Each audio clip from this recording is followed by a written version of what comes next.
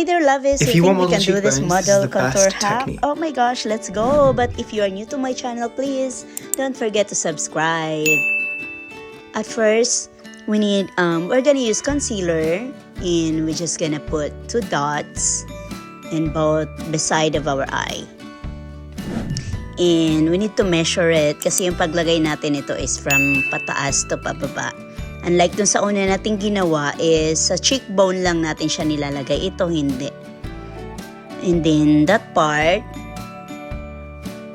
parang ano siya kasi, ang dimension ng ginawa natin ng model na contour now is different. And sa nose, tingnan nyo yung nose.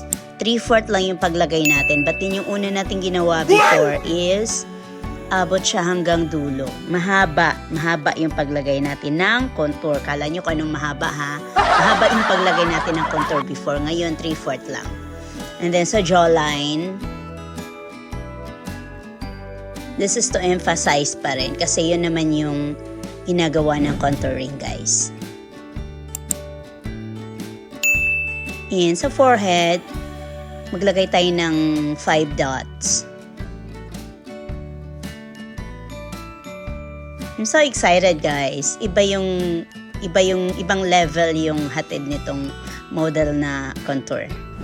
And concealer too, in between of the nose and then dyan sa baba ng part ng eyes. Huwag nyo siyang iabot ng hanggang sa closer sa eyes talaga. Dyan lang siya na part.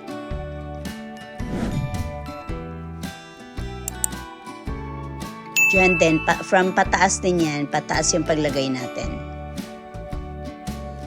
Then blend it, blend the concealer, and then of course the contour.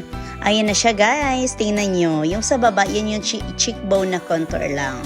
Tapos yung sa taas, yun na yung result ng model contour natin. What do you think, guys? Which one is the best? The model one or the normal one? Always remember, beauty begins the moment you decide to be yourself. Thank you!